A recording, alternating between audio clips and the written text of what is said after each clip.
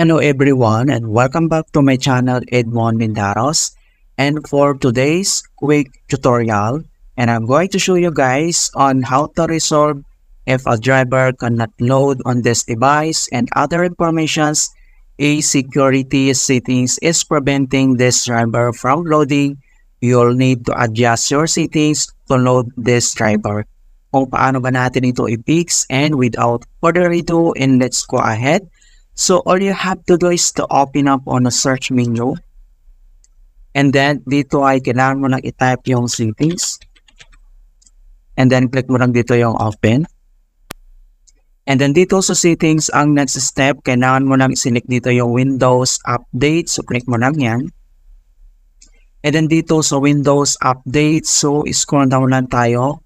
And then under dito sa more options, kailangan mo lang i-select dito yung Advanced Options.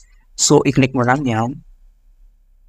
And then dito sa advanced options, ang next step, dito lang sa additional options under nito, ay kailangan mo lang i-select dito yung optional updates. So, i-click mo lang yan.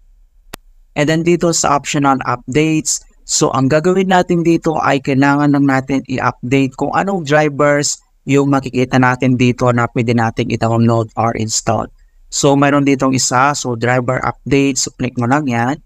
And then, kailangan na natin ditong i-download and install natin. So, i-click mo lang itong download and install.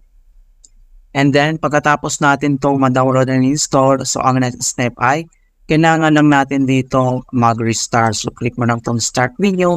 And then, click mo lang dito yung restart.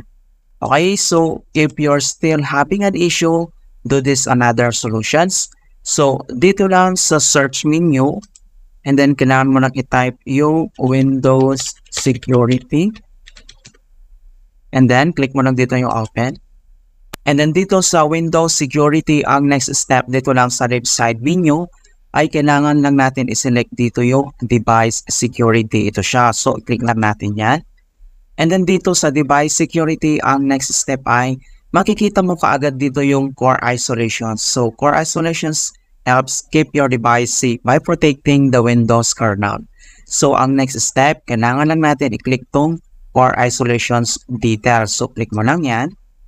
And then dito sa Core Isolations, and then under dito sa Memory Integrity, kailangan lang natin itong i-turn off. Okay, so turn off natin yan. Okay. And then, if you receive user account control, and then click mo lang dito yung yes. Alright, so once na-turn off na siya, so, kailangan na natin go back to update yung drivers. So, ito kasi yung reason minsan kaya hindi natin ma-update yung isang drivers dahil naka-turn on ito, memory integrity. So, once na-update na natin yung drivers, so, go back lang tayo dito at pwede na natin itong i-turn on. So, i-click mo lang dito yung turn on ulit. Okay? So, ganun lang po kasimple. And then, after dito, so, close lang natin. And then dito lang si start menu, and then kailangan lang ulit natin mag-restart. Click mo lang ito. Right, so ganoon lang po kasimple on how to fix a driver can't load on this device in Windows 11 or Windows 10. And please don't forget to like this video, subscribe to my channel for more quality content. Thank you guys, and see you in my next tutorial.